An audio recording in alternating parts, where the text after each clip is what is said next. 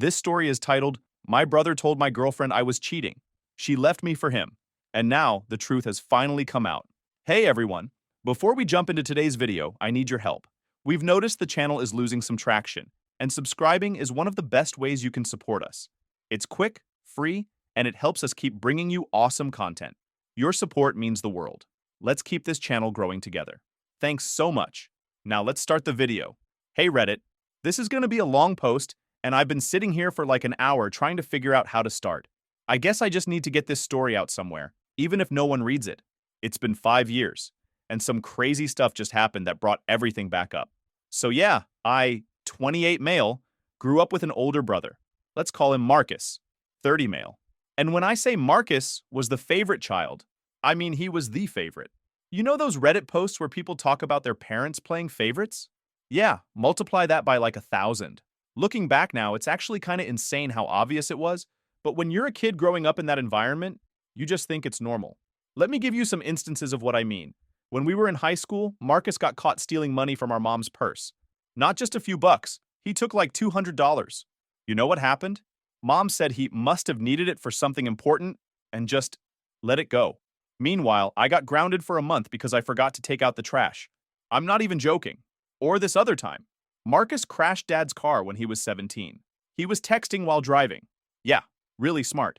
Instead of getting punished, my parents bought him his own car because he learned his lesson and needed reliable transportation for college. When I asked for help buying a car 2 years later, they told me I needed to learn responsibility and save up for it myself.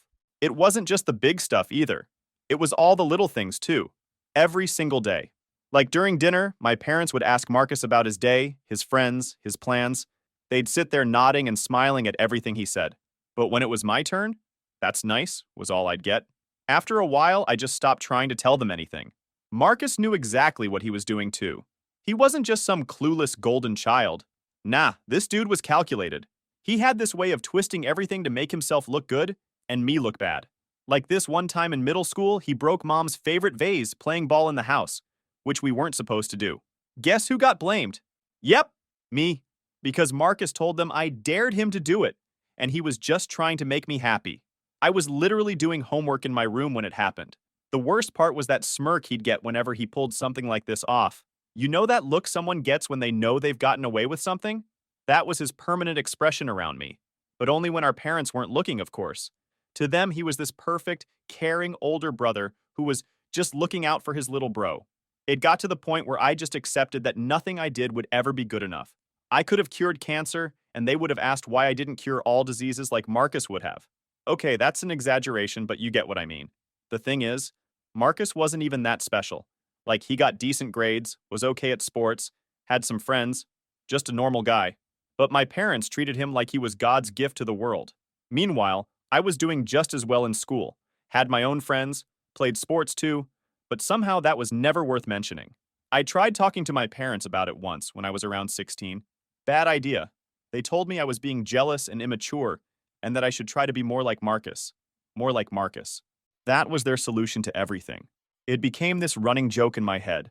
Got a B instead of an A? Should have been more like Marcus. Girl turned me down for a date? Should have been more like Marcus. Raining outside? Well, if you were more like Marcus, it would have been sunny. Looking back now, I can see how all of this set up what happened later. How it made it so easy for him to do what he did.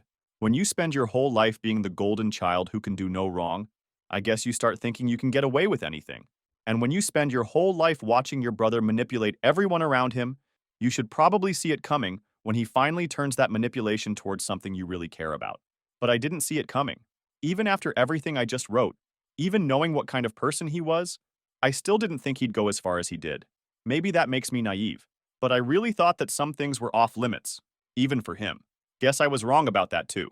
So after dealing with all that family stuff I talked about, I focused on building my own life, landed a solid position at a marketing firm handling digital operations and troubleshooting. Nothing fancy, but it paid the bills, and I was good at it. That's where I met Rachel. It was during this company picnic thing in 2018. You know those forced fun work events where everyone pretends to enjoy hanging out with their co-workers? Yeah, one of those. I was hiding near the food table, best place to avoid small talk, trust me, when this girl walked up and said, "I see we had the same idea about the strategic snack table position." That was Rachel. She worked in marketing, 2 floors up from my department. We got talking about how these events were basically corporate torture, and somehow ended up spending the whole afternoon just chatting. She had this way of making fun of things without being mean about it, if that makes sense. Like she'd point out how ridiculous something was, but in a way that made you laugh instead of feeling bitter. We started having lunch together at work. Nothing romantic at first, just 2 people trying to survive the corporate grind. Then one day she mentioned wanting to see this new Marvel movie, but none of her friends were into superhero stuff. I offered to go with her, smooth, right? We went to this small theater near work, and halfway through the movie, she grabbed my hand during this intense scene. She didn't let go even after the scene was over. Things just clicked after that. Rachel was different from anyone I dated before. She actually listened when I talked about stuff. Like, really listened, not just waiting for her turn to speak. We could talk about serious things, stupid things, or just sit in comfortable silence. The first year was amazing. We'd do these random weekend trips. Just pick a direction and drive. After about 2 years, we moved in together. Got this small apartment that barely fit our combined stuff, but it was ours. That's when I started thinking about proposing, even started saving up for a ring. And that's when Marcus came back into the picture. I hadn't seen him much since moving out of our parents' house, just the occasional family dinner where I'd show up, stay an hour, then leave. But when he heard I was dating someone serious, thanks, Mom, he suddenly wanted to reconnect. At first, I wanted to believe it. Maybe he was growing up. Maybe he actually wanted to fix things between us. But then he started showing up at our apartment unannounced, always acting like it was casual, but I could tell he was watching, studying Rachel, testing the waters. He'd bring up my past relationships in front of her, little digs disguised as jokes. Man, you sure you want to settle down? You never had the best track record with commitment. Hope this one works out better than the others. And then there was the way he talked to her. The compliments that lingered just a little too long. The playful teasing that never crossed a clear line, but somehow felt like it did. He'd lean in when he laughed at her jokes, always finding an excuse to touch her arm. He'd remember things she mentioned offhand, bringing them up later like he was the one who truly listened. And Rachel? She actually liked him.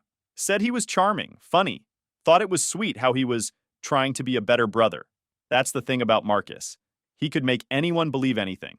And me? I told myself I was overthinking it, that I was just being paranoid, that he was trying to be better, although I brought it up to Rachel many times. But I tried to ignore that gut feeling, the one telling me that Marcus never wanted to reconnect. Turned out he wanted to take. I remember the last normal day we had. We were just lounging around the apartment. Rachel was grading some marketing reports. I was fixing her laptop that had been acting up. Everything was just peaceful. I keep thinking about that day, about how I had no idea what was coming, about how I should have held on to her tighter or said something more meaningful. But you never know when your last normal day is going to be, right? It all started with a work conference in Seattle. Rachel couldn't come because she had this big marketing campaign launching that week. So yeah, I went alone. I actually took lots of pictures while I was there, posted updates on our group chat with Rachel and some friends. Even FaceTimed with Rachel every night, showing her the view from my hotel room. The conference ended on Thursday. I flew back Friday morning, grabbed some coffee at the airport, and headed straight to work because I had a bunch of stuff to catch up on. Everything seemed normal. Rachel texted me about meeting up for dinner later. I remember replying, "Can't wait to see you," like an idiot who had no idea his life was about to implode. Around 3 p.m., Rachel showed up at my office. I thought she was just surprising me, but when I looked up from my computer, her face was wrong. She was holding her phone so tight her knuckles were white. She didn't say anything at first, just stood there shaking. "Can you explain this?" she finally said, and showed me her phone. It was a video. Of me. Except, it wasn't me, but it was. Like it looked exactly like me, down to the shirt I'd worn to the conference. In the video, I was kissing some girl in what looked like a hotel lobby. The video quality was disturbingly good. If I hadn't known for a fact that I spent every evening in my hotel room watching Netflix and FaceTiming Rachel, I might have questioned myself. The lighting was perfect, the movements looked natural, even the background matched the hotel I stayed at. It was like watching a version of me I didn't recognize, doing something I knew I hadn't done. I immediately started explaining. "Rachel, this isn't real. I wasn't there. I never even left my room after work." I pulled up my phone, scrolling frantically. Look, my location history, my Google timeline, it shows exactly where I was. I held it out to her, my heart pounding. "You know me. You know I wouldn't do this." But Rachel barely glanced at my screen, her expression cold. "Don't lie to me," she snapped. "I can see you in the video. It's you, wearing the exact same clothes you had at that conference. Same hotel, same everything. What? Am I supposed to believe someone just magically made this up? I opened my mouth, but the words stuck. The video looked too real. The details, the way I moved, the way I turned my head, it was perfect. Someone had put serious effort into this. Even the grainy timestamp in the corner made it look like legitimate security footage. I swear, Rachel, I said, desperation creeping into my voice. This isn't me. She shook her head, taking a step back. I can't do this, she muttered, voice cracking. I can't be with someone who lies straight to my face. And just like that, I felt everything slipping through my fingers. While I was trying to explain, my office phone started ringing. It was Marcus. He was all worried, saying Rachel had called him crying about some video, asking if I was okay, if there was anything he could do to help, playing the concerned brother perfectly. That's when I started piecing it together. The way Marcus had been hanging around so much, how he always seemed to know our schedules.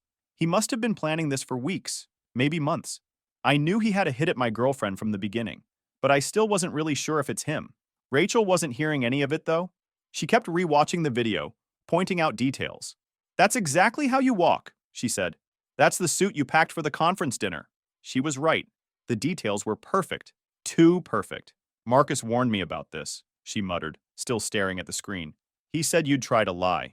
He told me how guys always say it's fake when they get caught, that they start scrambling, throwing around excuses, trying to make you doubt what you're seeing with your own eyes. She looked up then, and the hurt in her face cut deeper than anything. I didn't want to believe him. But look at this. Look at you. What else am I supposed to think? I knew it. Marcus had gotten to her first.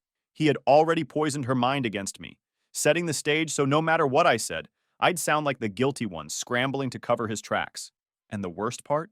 He was the only person who could have done this. The only one who had access to me, my schedule, my clothes, my habits. The only one who had a reason to go this far. The worst part? Some of our coworkers saw Rachel crying in my office. Within an hour, everyone knew. You know how office gossip works. It spreads faster than a virus. By the end of the day, my boss called me in for a discussion about company values. I went home that night to an empty apartment. Rachel had packed a bag and gone to stay with her friend. The next morning, I got a message from Rachel saying she'd found more evidence. Marcus had somehow manufactured a whole trail. Fake hotel receipts, more security camera footage, even faked text messages. He'd thought of everything. I stared at my screen, trying to make sense of it. Where had this even come from? How did he have access to all this?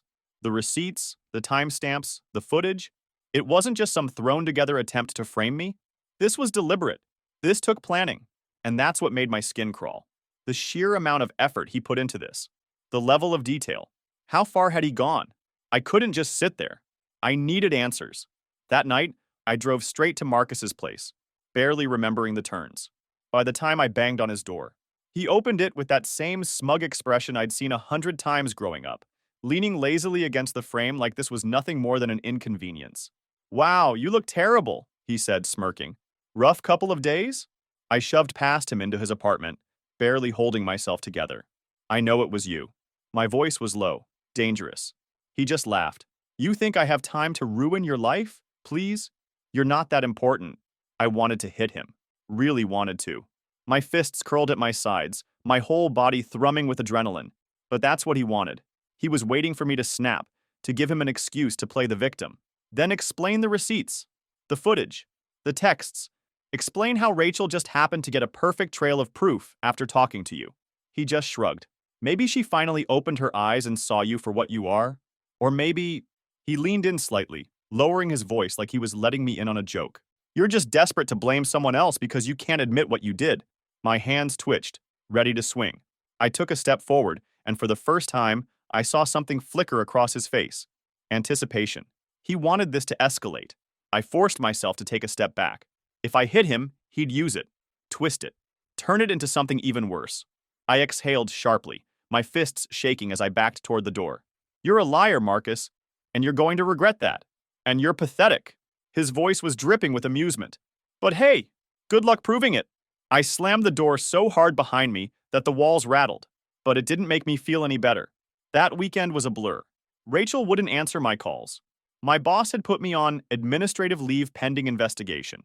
Marcus was texting me about how disappointed he was, offering to help me get therapy for my issues. By Monday morning, my life was pretty much over. I walked into work and security was waiting for me at the entrance. They had a box with my stuff from my desk. My key card didn't work anymore. Just like that. 5 years at the company, gone. My boss sent this super corporate email about maintaining our company's reputation and upholding moral standards.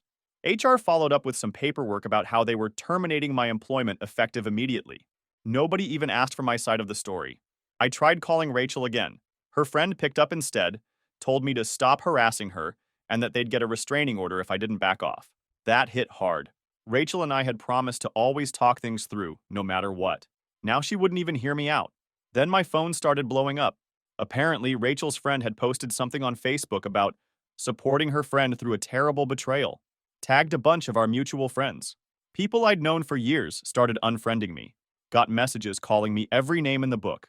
My best friend from college, guy I'd known for 12 years, texted me, "Dude, saw the video. Never thought you'd do something like that." I only sent to him the word fake. He left me on read. Never heard from him again. But things escalated when my parents got involved. Marcus had shown them the video. Instead of questioning why their perfect son had this video in the first place, they called to tell me how disappointed they were. My mom was crying about how she raised me better than this. I tried explaining everything.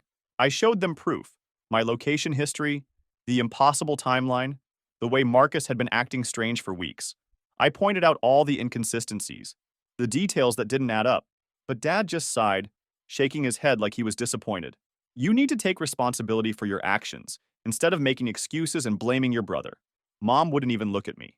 Her arms were crossed tight, eyes fixed on the floor, like acknowledging me at all was too painful. The silence from her hurt more than anything Dad said. My older sister Lisa, who lives in Canada and barely talks to any of us, was the only one who messaged me saying something felt off about the whole thing. But she was dealing with her own stuff and couldn't really help. The next few weeks were a nightmare. Couldn't get job interviews because the story had spread through my professional network. My landlord heard about it somehow and decided not to renew my lease. Even my regular coffee shop started giving me weird looks. My savings were draining fast. Unemployment wasn't going to cover my rent for long. I started selling stuff. My gaming PC, my bike, anything that wasn't absolutely necessary.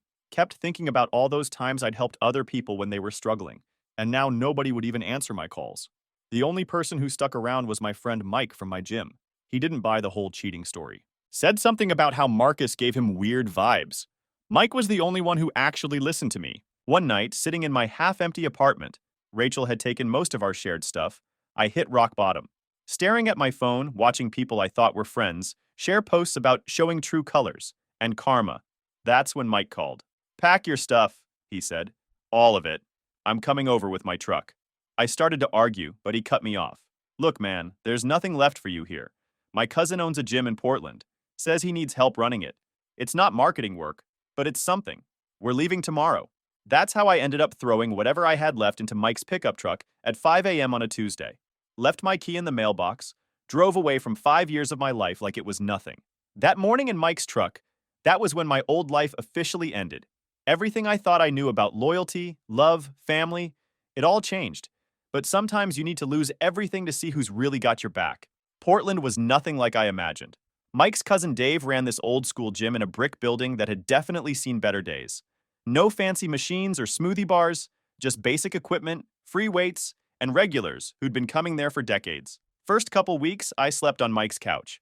Dave let me work at the gym, mostly cleaning equipment, restocking supplies, basic maintenance stuff. Pay was terrible, but I didn't have many options. My marketing resume might as well have been toilet paper, with all the bad references floating around. But slowly, the gym became more than just a job. The people there didn't know about my past, didn't care about some video or drama.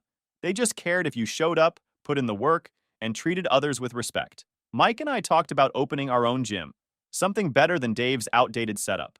6 months later, we launched with 3 working treadmills, a pile of free weights, and 0 customers.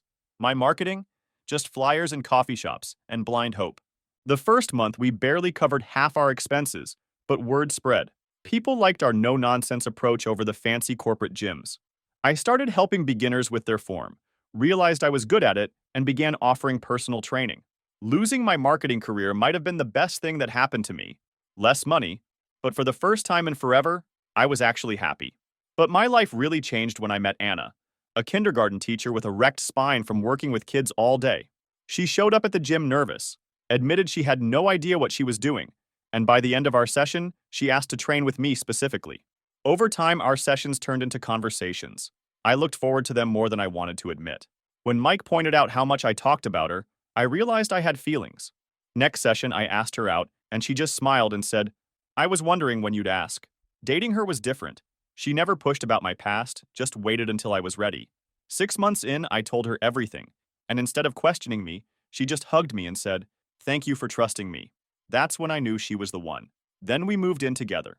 Her place, since it had a great balcony garden and a cat, Princess, who liked me from day one. Eventually, I married her, because when you find someone who truly sees you, you don't let them go. Now we've got twins, Ben and Sarah, age 4. They're basically tiny tornadoes that somehow learn to talk. Anna's amazing with them, obviously. Me? Still figuring out this dad thing, but they seem to like me okay. The gym's doing great. Added a kids area so parents can work out while their kids play. Anna teaches a weekend yoga class now too. We're not rich, but we're happy. Built something real, something honest. I thought that was my happy ending. Normal life, beautiful family, successful business. Finally felt like I'd put the past behind me. But lately, I got a message from an old friend, let's call him Chris. Chris's message was just a video attachment with the text, "You need to see this." Almost deleted it without watching. Chris was part of my old life. Hadn't talked to him since everything went down. But something made me click play. The video was shaky, filmed in some club back home. Music blasting in the background, people shouting over each other. Then Marcus appears on screen, barely standing straight, hanging onto the bar for support. He's talking loud, showing off to some girls at the bar. "You want to hear something crazy?" Marcus slurs in the video. "Remember my brother? The one who moved away? Man, I really messed him up good." He's laughing like it's the funniest thing ever. "Found this guy online, real professional with all that AI stuff. Cost me like 15 grand, but worth every penny. Made this perfect video, looked exactly like my brother cheating. Even matched his clothes from his work trip." The girls don't look impressed, but Marcus keeps going. His girlfriend believed it immediately. Should have seen her face. Everyone believed it. Lost his job, his friends, everything.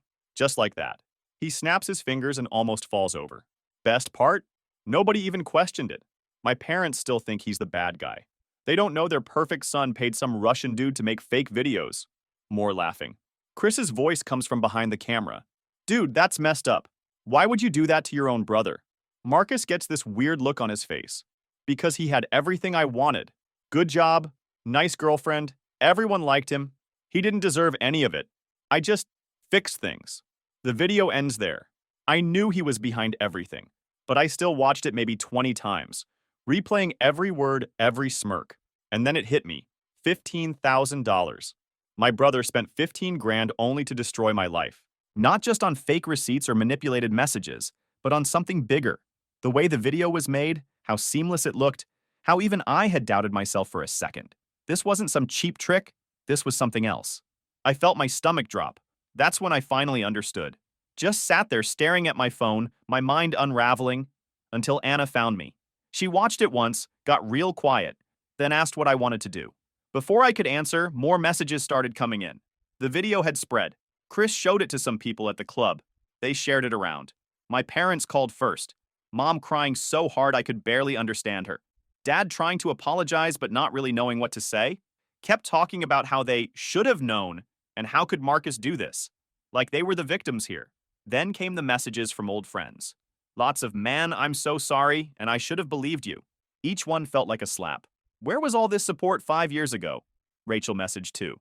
A long, emotional paragraph filled with guilt and regret. Apparently, after I left, she and Marcus got married. They even have a kid now. But her message felt different. Less about apologies, more about urgency. She said she needed to tell me something important, that it couldn't wait, and asked if we could talk in person. Then she sent another message. "It's about your nephew." Nephew. That word hit me like a truck. Did the math in my head? Timing matched up. Rachel got pregnant right after everything went down. Right after she got together with Marcus. She kept messaging. Told me Marcus took off when she told him about the baby. Hasn't paid child support. Won't even acknowledge the kid. She's struggling, working 2 jobs to make ends meet. She also admitted how much she suffered in their relationship, dealing with his manipulation and carrying the weight of it all alone. Watching her believe Marcus over me without a second thought.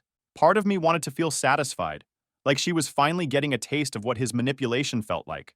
But seeing her struggling alone with a kid, dealing with the same lies and games I went through, it just felt hollow. Yeah, she should have believed me back then, should have known better. But Marcus fooled everyone, not just her. And now there's an innocent kid caught in the middle of all this mess. I showed Anna the messages. She just held my hand and said, "Whatever you decide, I'm with you."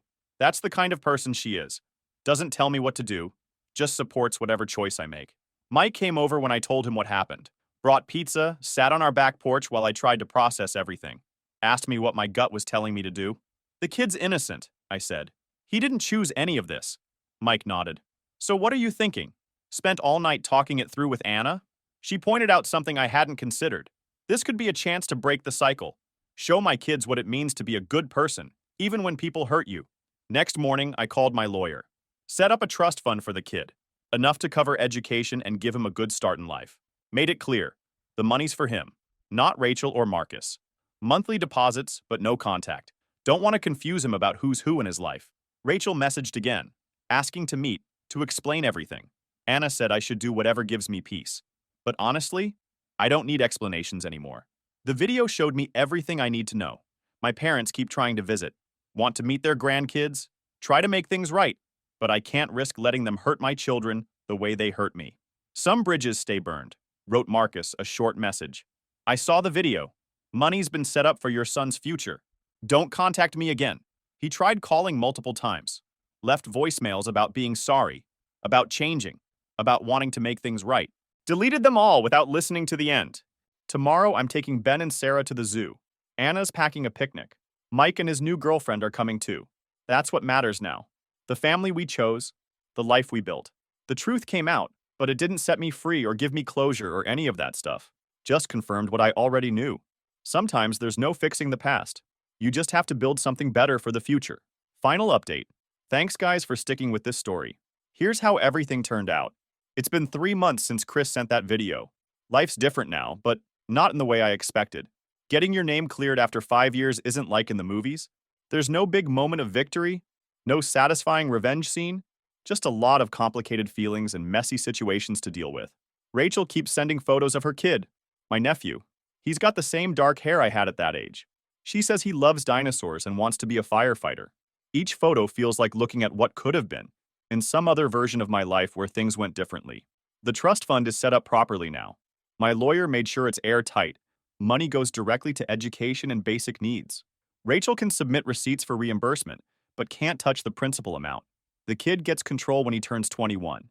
It's not a fortune, but it's enough to give him options in life. Found out Marcus lost his job when the video went viral. Apparently, his company didn't like having someone who spent thousands on deepfake videos to frame their own brother. He tried showing up at my parents' house, but they wouldn't let him in. Karma's weird like that.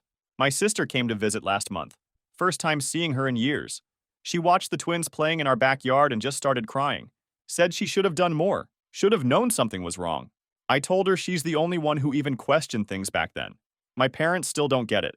They send emails about healing as a family and moving forward together. Last week, Mom mailed this whole photo album of my childhood pictures. Like somehow seeing photos of when we were happy would make everything okay. But I don't care about any of that anymore. The gym's expanding now. Got a second location opening across town. Mike's running that one, while I handle the original. Last week, this new client came in. Guy looked really familiar. Turned out he was from my old company. He didn't recognize me at first, then got super awkward when he realized who I was. Started apologizing about believing the video, about how everyone at the office feels terrible now. Told him not to worry about it. Set him up with a training program for his back pain. Sometimes the best revenge is just being good at what you do. Anna thinks I should write a book about everything that happened. Says it might help other people who've been falsely accused or lost everything. Maybe someday. Right now, I'm just focused on the life we've built. Rachel sent another message yesterday. Says my nephew's asking questions about his dad, about his family. Wants to know if I'd consider meeting him someday. Haven't responded yet. Not sure I ever will. And oh, Anna's pregnant again. Found out last week. Girl this time, according to the ultrasound. We're not telling many people yet, but feels right sharing it here, with all you strangers who listen to my story. Sometimes I wonder what I'd tell my younger self if I could go back to that day when everything fell apart. Probably that losing everything would lead to building something better, That the family you choose is stronger than the family you're born into. That sometimes the worst things people do to you end up pushing you toward your best life. The twins are calling. Time for our Saturday morning pancake tradition. Thanks for reading all this, Reddit. Writing it out helped more than I expected. Edit. Wow, this blew up. Thanks for all the awards and kind messages. To answer some common questions, yes, the gym's doing great. No, I'm not planning to reconcile with Marcus. Yes, Ben and Sarah really do teach their toys proper lifting form. It's adorable. Edit 2. Stop messaging me about selling my story to Netflix. Not interested. This isn't that kind of story.